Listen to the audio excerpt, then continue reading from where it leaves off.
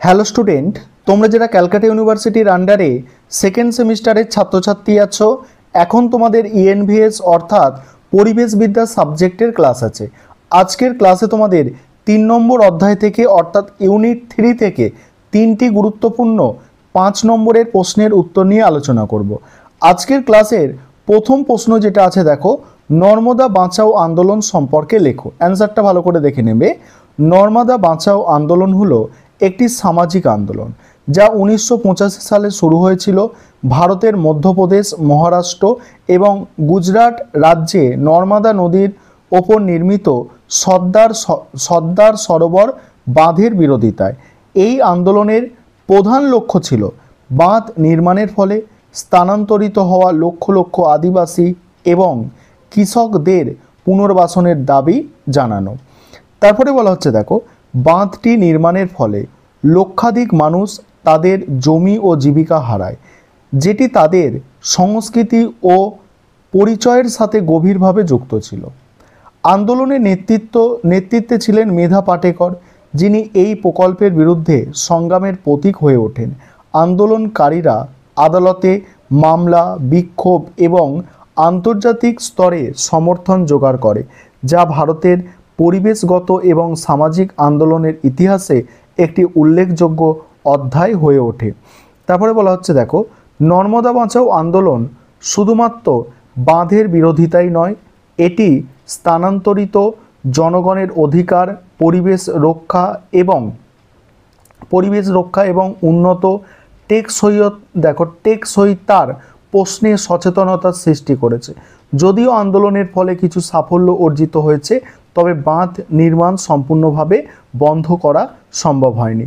তবুও নর্মদা বাঁচাও আন্দোলন ভারতের সামাজিক আন্দোলনের ইতিহাসে একটি গুরুত্বপূর্ণ স্থান অধিকার করে আছে। দ্বিতীয় প্রশ্ন হচ্ছে, বিষয়ী আন্দোলন সম্পর্কে আলোচনা করো। এই প্রশ্নটা আলোচনা করব, আরও একটা প্রশ্নের উত্তর আলোচনা করব। তার আগে একটা বিষয় তোমাদের বলার আছে। তোমাদের জন্য স্টাডি মেটেরিয়াল তৈরি করা হয়েছে। তোমরা যদি কেউ স্টাডি মেটেরিয়াল পারচেস করতে চাও, এই নম্বরে যোগাযোগ করবে 912300005218। এই নম্বরে তোমরা যোগাযোগ করে স্টাডি মেটেরিয়াল পারচেস করতে পারো। আমাদের স্টাডি মেটেরিয়ালের প্রাইস অর্থাৎ দাম রাখা হয়েছে 400 টাকা। স্টাডি মেটেরিয়ালের প্রাইসটা হচ্ছে 400। চলো পরের প্রশ্নের উত্তরটা তোমরা দেখে নাও। বিষয়ী আন্দোলন সম্পর্কে লেখো। বিষয়ী আন্দোলন ভারতের রাজস্থানে 1730 সালে সংগঠিত একটি গুরুত্বপূর্ণ পরিবেশ আন্দোলন। কত পুরনো দেখো, 1730। রাজস্থান রাজ্যের যোধপুর জেলাতে খেজরালি গ্রামে এই আন্দোলনের সূচনা হয়। বিষয়ী আন্দোলনের মানুষরা প্রাকৃতিক সম্পদের রক্ষায় বিশেষ ভূমিকা পালন করে।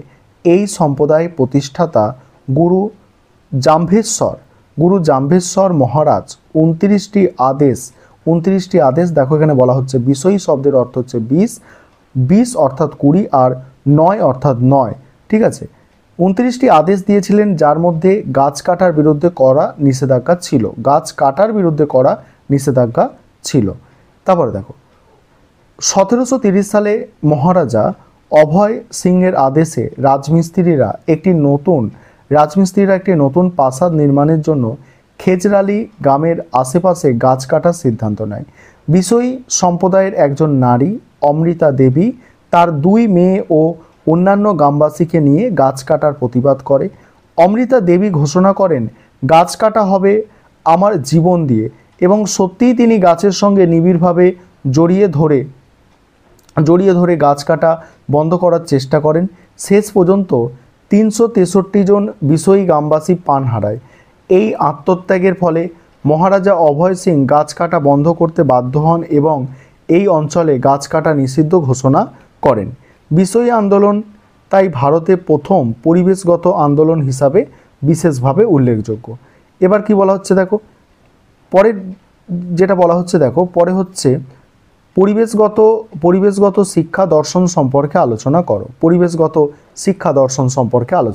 পরের প্রশ্ন, পরিবেশগত শিক্ষা দর্শন হলো একটি সামগ্রিক দৃষ্টিভঙ্গি যা মানুষের জীবনের মান উন্নয়নের জন্য পরিবেশ এবং প্রাকৃতিক সম্পদের টেকসই ব্যবহারের ওপরে জোর দেয়। এটি মূলত মানুষের আচরণ পরিবর্তনের মাধ্যমে পরিবেশের সংরক্ষণ উন্নয়নকে প্রভাবিত করতে চায়। পরিবেশগত শিক্ষার দর্শন প্রাকৃতিক পরিবেশ, মানব সম্পদ এবং সমাজের মধ্যে অন্তঃসম্পর্কের গুরুত্ব বোঝায়। এই দর্শনের মূল উদ্দেশ্য হলো ব্যক্তি ও সমাজকে পরিবেশ সচেতন করে তোলা, যাতে তারা পরিবেশগত সমস্যাগুলোর গুরুত্ব বুঝতে পারে এবং তাদের সমাধানে সক্রিয়ভাবে অংশগ্রহণ করতে পারে। এটি শিক্ষার্থীদের মধ্যে জ্ঞান, দক্ষতা এবং মানসিক বিকাশ ঘটায়, যা তাদেরকে পরিবেশগত সিদ্ধান্ত গ্রহণ এবং সমস্যার সমাধানে সহায়তা করে।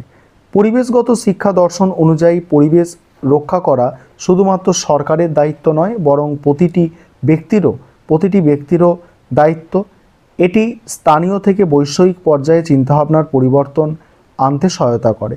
প্রাকৃতিক সম্পদের যথাযথ ব্যবহার, বর্জ্য ব্যবস্থাপনা, পুনর্ব্যবহারযোগ্য সম্পদের ব্যবহার এবং টেকসই উন্নয়নের প্রচার এই শিক্ষার মূল ভিত্তি।